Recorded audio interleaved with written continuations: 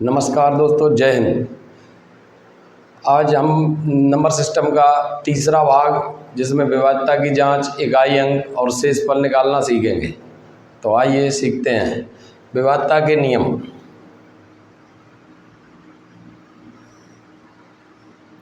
विभाज्यता के नियम या विभाज्यता की जांच। एक जो होता है वो यूनिवर्सल फैक्टर होता है, वो सभी का गुणनखंड होता है, मतलब एक का भाग प्रत्येक संख्या में जाता है। तो विभाज्यता के नियम की शुरुआत होती है दो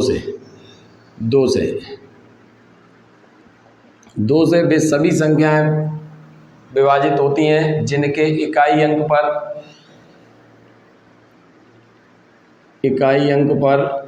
इकाई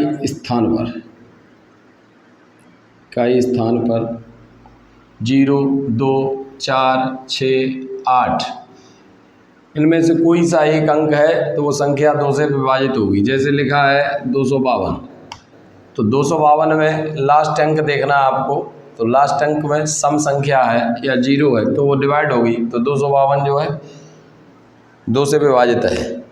इसके बाद आता है 2 की घात 2। जी 2 की घात 1 मतलब 2 ही रहेगा। अब 2 की घात 2 इसका वैल्यू होता है 4। तो 4 से विभाज्य होने के नियम रहते हैं।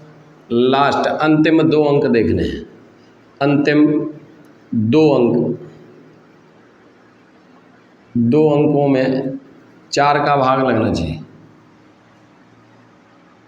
4 का भाग लगना चाहिए।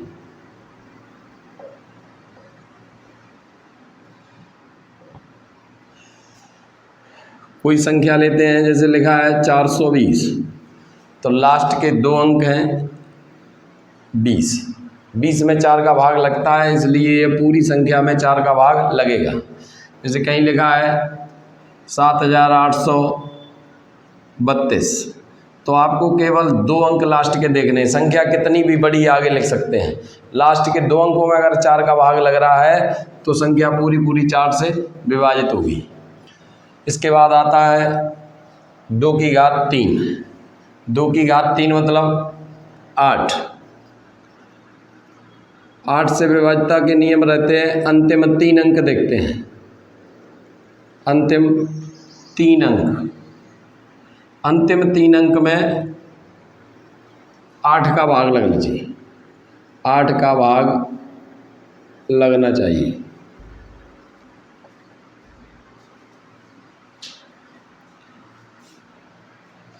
जैसे कोई संख्या लिख रहे हैं,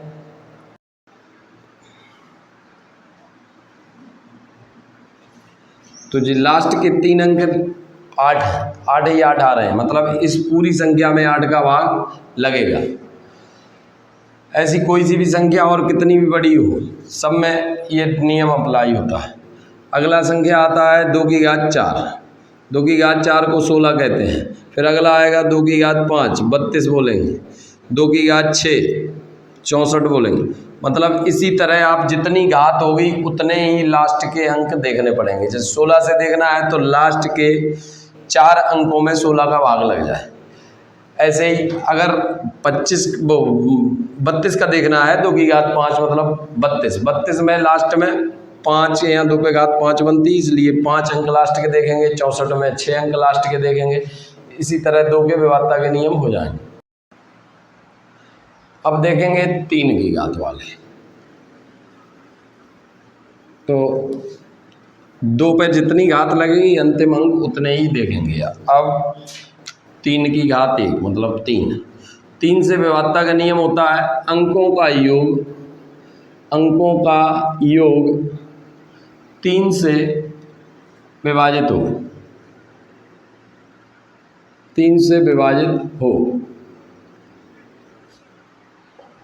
जैसे कोई संख्या लेते हैं,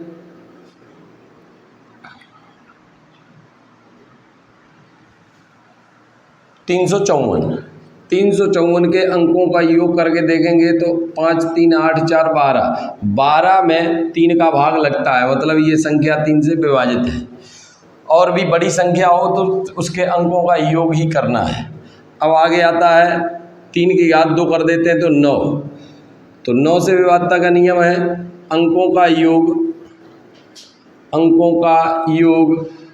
9 से विभाजित हो, 9 से विभाजित हो। 3 और 9 का सेम रहता है, अंकों का योग 9 से विभाजित हो। कोई संख्या लिखेंगे, जैसे 81 लिख लिया, 81 को जोड़ेंगे तो 9 ही आएगा। और अन्य संख्याएं भी हो सकती हैं, जैसे 729 ले लिया तो इन्हें जोड़ के देखेंगे 7 और 2 9 और 9 18, 18 में 9 का भाग लगता है, 9 में भी 9 का भाग लगता है। तो इस तरह से किसी भी संख्या के 9 की विभाज्यता की जांच करने है तो अंकों का योग करेंगे, और अगर 9 का भाग लगता है योग में तो संख्या 9 से विभाजित होगी। इसके बाद आता है 5 की विभाज्यता का नियम।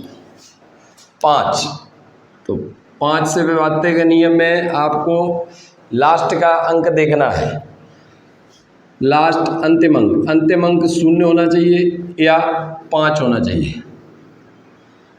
अंतिम अंक 0 हो या 5 हो, तो संख्या 5 से पूर्णतः विभाजित होगी। कोई सी संख्या लिख लो, कितनी भी बड़ी लिख लो, लास्ट में आपको 0 देखना है, ये संख्या 5 से विभाजित होगी। ऐसे ही कोई संख्या लिखते हैं, ये संख्या 5 से विभाजित होगी क्योंकि अंतिम अंक 5 है, इसमें अंतिम अंक 0 है, तो ये दोनों संख्याएं 5 से विभाजित हैं। अब यही नियम आप 5 की घात में भी लागू करेंगे।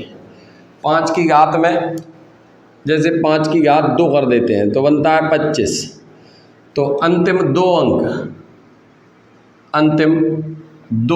अंक 0 हो या 25 से 25 के गुणज हो, 25 के गुणज हो। जैसे कोई संख्या लिखते हैं 400 लिख लिया, लास्ट में देख रहे हैं 2 0 है, तो 2 0 होने से मतलब इसमें 25 का भाग लगेगा। 5 की घात 2 है इसलिए 2 अंक देखेंगे। अगर कोई संख्या लिख रहे हैं 4 5 6 7, लास्ट में लिख दिया 75, तो 75 लास्ट के 2 अंक देखने हैं, तो 75 में 25 का भाग लगता है, मतलब इस संख्या में 25 का भाग लगेगा। इसी तरह और बड़ी से बड़ी संख्याएं भी सोल्व की जा सकती हैं। इसके बाद आता है 5 की घात 3। 5 की घात 3 मतलब 125। 125 3 घात हो गई, तो अंतिम 3 अंक देखेंगे। अंतिम 3 अंक, 3 अंकों में 3 अंक 0 हो या 125 के गुणज हो, 125 के गुणज हो।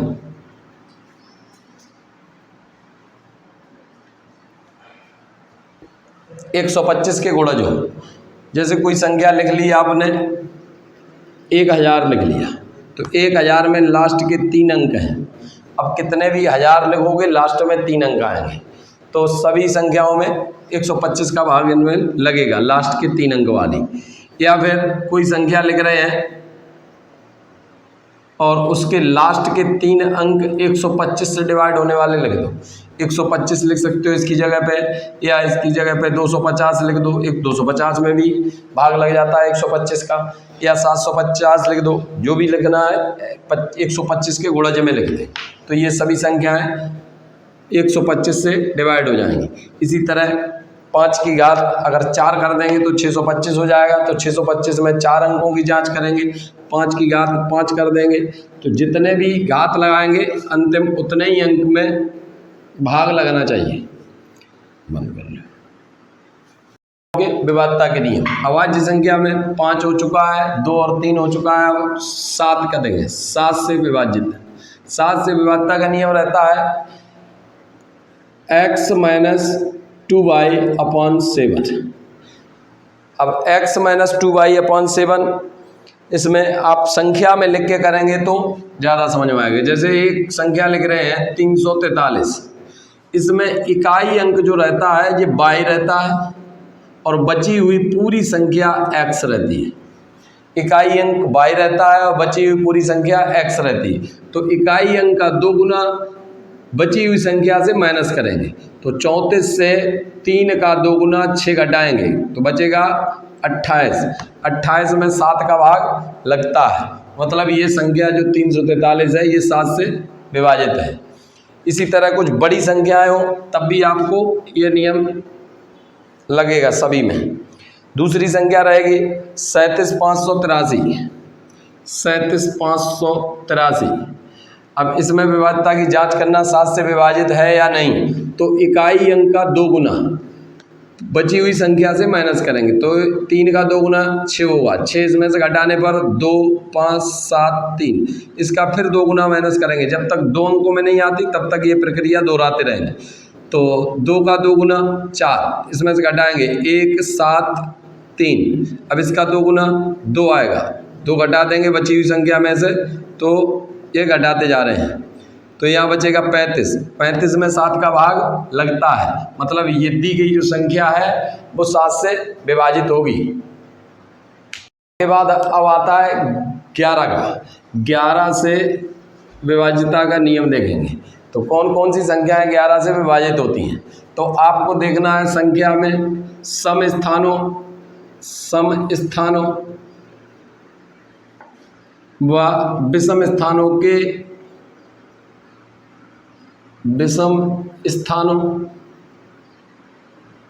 के योग का अंतर या तो 0 या 11 का गुणज हो।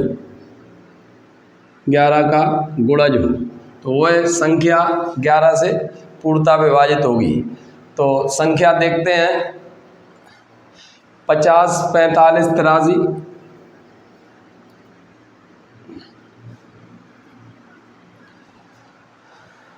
58, 72।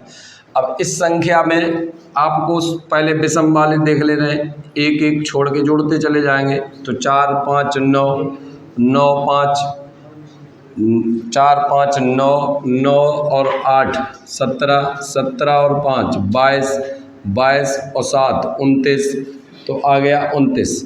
अब बचे हुए जोड़ लेंगे, 5, 3, 8, 8, 16, 16 और 2, 18, 18 इसमें से माइनस करो तो बचेगा 11। तो मतलब दी हुई संख्या 11 से पूर्णतः विभाजित है। अगर इसे एक और तरीके से करें तो इतना न जोड़ें, तो दूसरा तरीका भी, इसका एक दूसरा तरीका रहता है, वो थोड़ा समझने की कोशिश करें। पहली संख्या से दूसरी संख्या घटाते जाओ। 5 से 0 घटाएंगे तो 5 ही लिखेंगे, और 4 से 5 घटाएंगे तो -1 लिखेंगे। फिर 8 से 3 घटाएंगे तो 5 आएगा। फिर 5 से 8 घटेगा तो -3 आएगा, और 7 से 2 घटाएंगे तो 5 आएगा। अब इसमें प्लस और माइनस का क्लियर करेंगे। 5, 5, 5, 15 प्लस के हो गए और माइनस के हो गए 4, तो घटा देंगे, कितने बच गए? 11। मतलब दी हुई संख्या 11 से विभाजित होगी। अब दूसरी संख्या में 11 की विभाज्यता की जांच करेंगे। जैसे कोई संख्या लिख रहे हैं 5, 6, 7, 8, 9, 0, 7, 5। अब ये संख्या देखते हैं 11 से विभाज्य है या नहीं। तो आपको एक एक छोड़ के जोड़ने की विधि लगा लो या एक एक घटा के विधि लगा लो।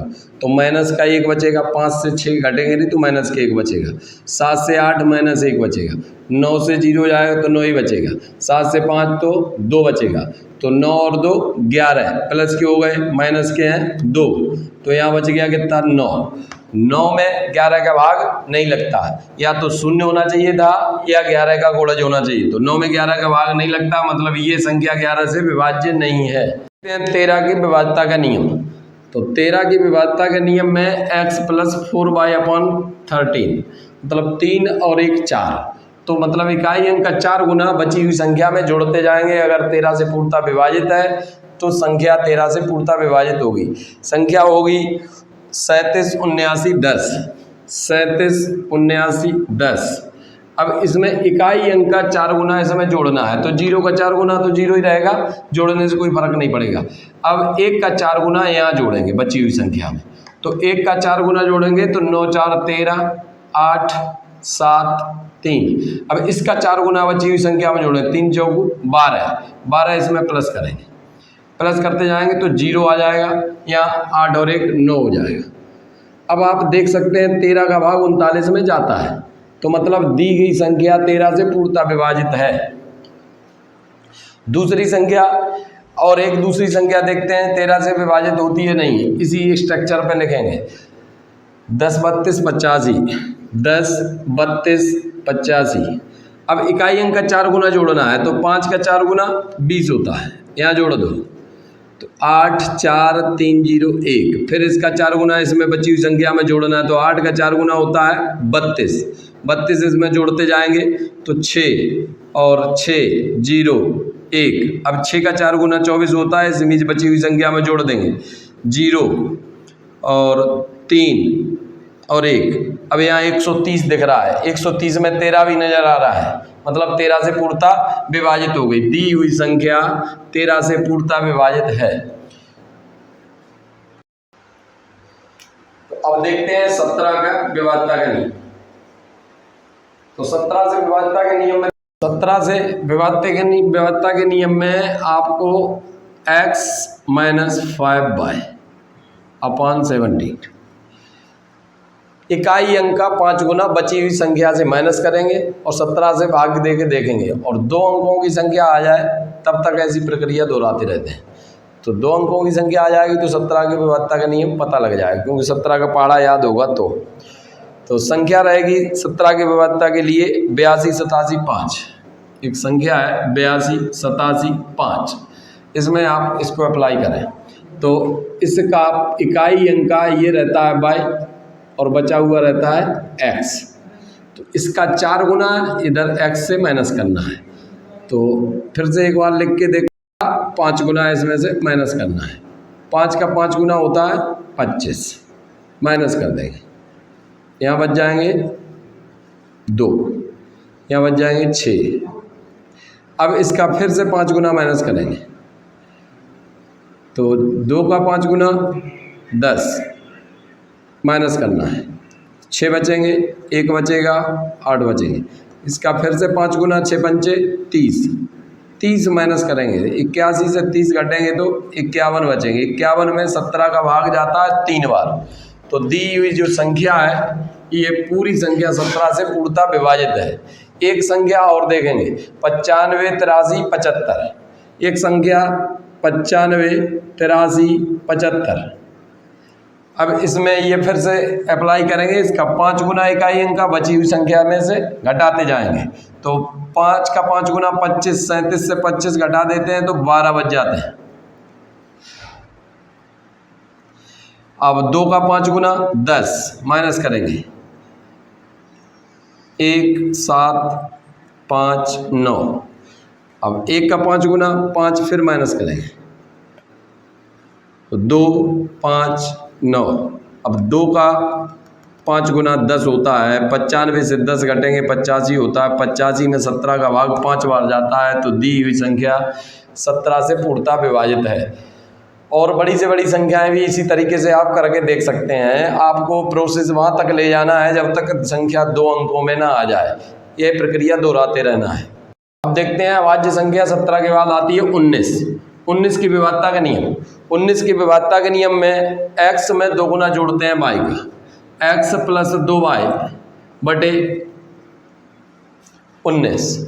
19 का भाग इकाई अंक का शेष संख्या में 2 गुना जोड़ के 19 का भाग देना है, और यह प्रक्रिया 2 अंकों तक आने तक दोहराना है, जैसा 17 में और 13 में देखा है आपने। तो संख्या रहेगी 31 49 25, 31 49 25।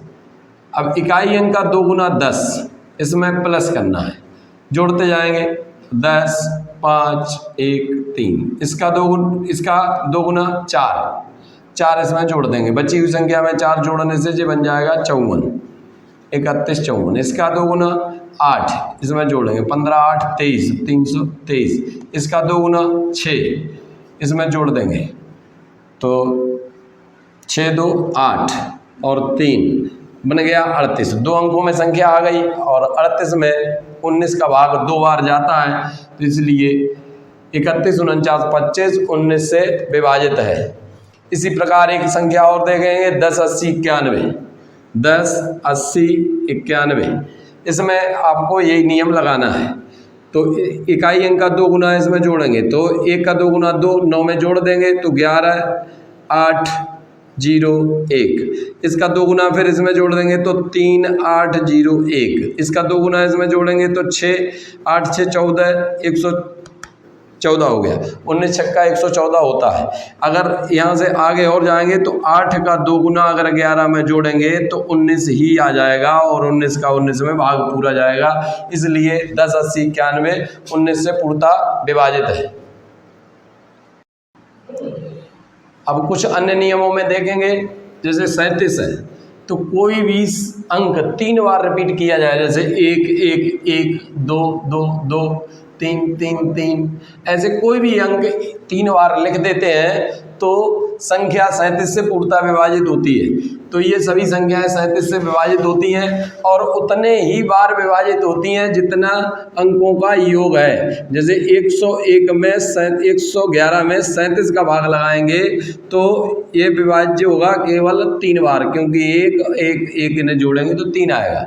जैसे 4 4 4 लिखा है, अब इसमें 37 का भाग देना है तो 4 तिया 12 बार जाएगा। 37 से पूर्णतः कटेगा और 12 से कट जाएगा। तो जो कोई भी अंक 3 बार रिपीट करते हैं तो वो 37 से और 3 से अवश्य विभाजित होता है।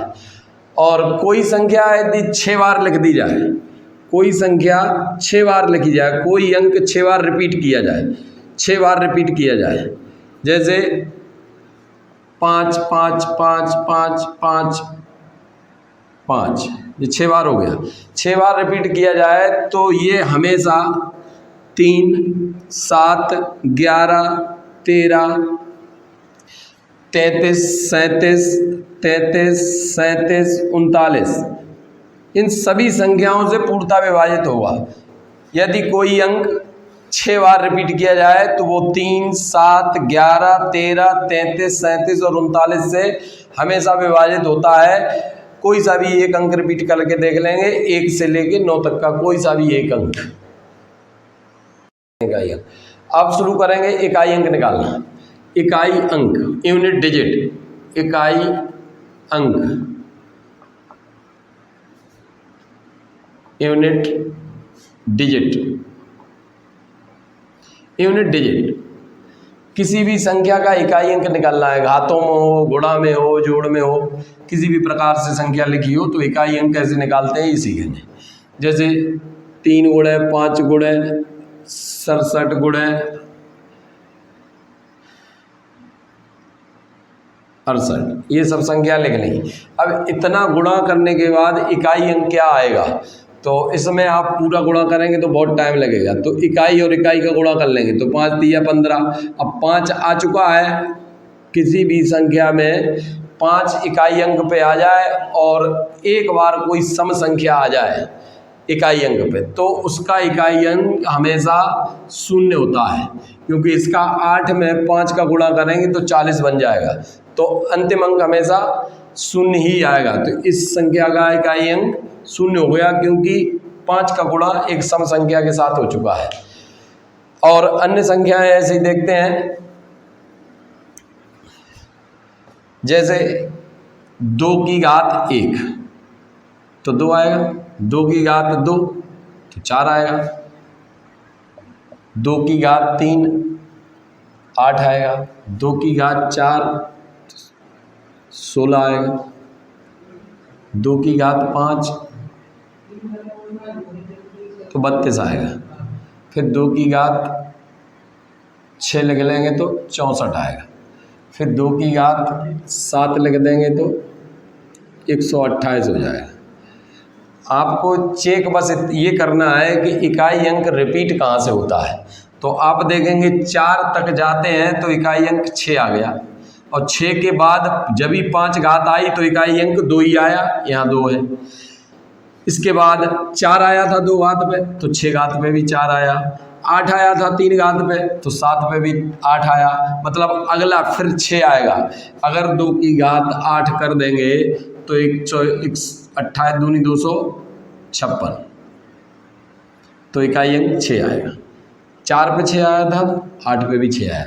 आपको याद ये रखना है कि 4 घात के बाद में इकाई अंक रिपीट होने लगता है, इसीलिए किसी भी संख्या की घात कितनी भी लगी हो आपको उसमें 4 का ही भाग देना है। 4 का भाग देने के बाद जो शेष बचेगा उसको संख्या का इकाई अंक बना देते हैं। घात वालों में आपको ध्यान देना है, अगर किसी संख्या की घात कोई भी लगी हो लेकिन इकाई अंक अगर इकाई अंक पर 0, 1, 5, 6 है, इकाई अंक 0, 1, 5, 6 है, तो घात कितनी भी लगी हो संख्या का इकाई अंक बदलता नहीं है, सेम रहता है। तो इधर देखेंगे यहाँ है इकाई अंक 4, तो उनमें से तो है नहीं, तो 4 की घात यहाँ से देखेंगे तो इकाई अंक निकालने के लिए अभी आपने देखा था कि 4 की घात के बाद रिपीट होने लगता है, तो इसमें 4 का भाग लगा दो घात में, तो 21 में 4 का भाग लगाएंगे, शेष 1 बचेगा, तो 4 की घात 1। अब यहाँ पे देखेंगे 9 है, तो यहाँ पे 4 का भाग लगाओ और पूरी संख्या में नहीं लगाना है, 4 के विभाज्यता के नियम में पढ़ा था अंतिम 2 अंक में 4 का भाग लगाना है, तो 4 सत्ते 28, 3 बच जाएंगे, तो 9 की घात 3 हो जाएगा। तो 4 की घात 1 का मान 4 होता है, 9 की घात 3 का मान 729 होता है, तो 9 का गुणा 4 में करेंगे तो 9 चौक 36 बनेगा, और 36 में इकाई अंक 6 होता है, तो इस सवाल का आंसर होगा 6। तो इस सवाल को देखते हैं, इकाई अंक निकालना है इसमें, तो आपको 3 का गुणा 1 से 7 करेंगे तो 3 एकम 3 आ जाएगा, 4 को गुणा 2 के साथ करेंगे तो 8 आ जाएगा। अब यहाँ एक अकेला बच गया, तो इसका गुणा पहले इसी 8 3 24, 24 में इकाई अंक 4 है, 4 को गुणा 6 के साथ करवा देंगे तो 6 चौक 24 फिर आ जाएगा, 24 में इकाई अंक 4 है, तो इस सवाल का आंसर आएगा 4, इकाई अंक 4 होगा। इस पूरे गुणनफल का आंसर जो आएगा उसका अंतिम अंक 4 होगा। अब इधर आते हैं घात वाले में देखते हैं, तो घात वाले में 4 का भाग देते हैं, तो 78 में 4 का भाग लगाएंगे तो 19 चौक 76 बचेगा 2, तो 2 जो बचेगा 7 की घात 2 हो जाएगा। अब यहाँ पे 200 में 4 का पूरा भाग जाता है, जब कभी भी किसी संख्या में पूरा 4 का भाग चला जाए तो आपको इकाई अंक की घात 4 बना देना है। गुण है 199 में 4 का भाग लगाएंगे, तो 99 में 4 का भाग लगा के देख लो, 24 चौकू 96 और 25 चौकू 100 हो जाएंगे, 24 चौकू 96 बचेंगे 3, तो 9 की घात 3 लगा देंगे, यहाँ पे 3 शेष बचेगा। अब जितना शेष बचता है वही घात लगा देते हैं इकाई अंक पे। अब इसका मान होता है 49, 2 की घात 4 का मान होता है 16 और 9 की घात 3 का मान होता है 729। अब इकाई का गुणा कर लो, 9 का गुणा 9 में करेंगे तो 1 आ जाएगा, 1 का गुणा 6 में करेंगे तो 6 आएगा। 9 का गुणा 9 में किया तो 9 ने 81 में इकाई अंक 1 हो गया, 1 का गुणा 6 में करेंगे तो 6 एकम 6 होगा। इस सवाल का आंसर आया 6। अब देखते हैं एक नया सवाल है, factorial 1 plus factorial 2 plus factorial 3 plus factorial 4 plus factorial 5 dot dot dot factorial 1000, इनका योग करेंगे तो इकाई अंक क्या होगा। तो ऐसे सवाल में आपको फैक्टोरियल का मान लगाना है। फैक्टोरियल 1 का मान 1 होता है, फैक्टोरियल 2 का मान 2 होता है, फैक्टोरियल 3 का मान 6 होता है, फैक्टोरियल 4 का मान 24 होता है, फैक्टोरियल 5 का मान 120 होता है। अब ये कैसे होता है, जो लोग नहीं जानते हैं वो देखें। जैसे फैक्टोरियल 5 है तो फैक्टोरियल 5 बराबर हो जाएगा 5 गुणे 4 गुणे 3 गुणे 2 गुणे 1, मतलब जितना फैक्टोरियल है वहाँ तक की संख्याओं का गुणा करना है। तो फैक्टोरियल 5 है, 1 से लेकर 5 तक की संख्याओं का गुणा कर दिया, तो 5 चौकू 20 या 60 दूनी 120 एकम 120, तो फैक्टोरियल 5 का मान हो गया 120। अब यहाँ से आगे देखेंगे तो फैक्टोरियल 6 का मान हो जाएगा 720। आगे और जाएंगे तो मतलब लास्ट में अब इकाई अंक पे 0 ही 0 आता रहेगा। अब 0 आता रहेगा तो बची हुई संख्याएं आप जोड़ लो, तो इन्हें जोड़ेंगे किन्हें, 1 का प्लस 2 प्लस 6 प्लस 24 प्लस 120, 120 में तो 0 होगा, तो 0 4 6 10 और 3 10 और दोबारा 13 13 आएगा। 13 में इकाई अंक क्या आया 3। तो दिए गए सवाल का आंसर होगा 3, इकाई अंक है इसका 3। अब ये एक सवाल आपके लिए होमवर्क में है, जो लोग वीडियो देख रहे हैं वो लोग इसका आंसर कमेंट में बताएंगे। ... और ये फैक्टोरियल 20 तक का आपको इकाई अंक ज्ञात करना है, और सभी लोग इसका आंसर कमेंट में बताएं। आज का वीडियो यहीं समाप्त करते हैं, और सभी लोग वीडियो देखें और लाइक और शेयर करते रहें, चैनल को सब्सक्राइब करें। जय हिंद।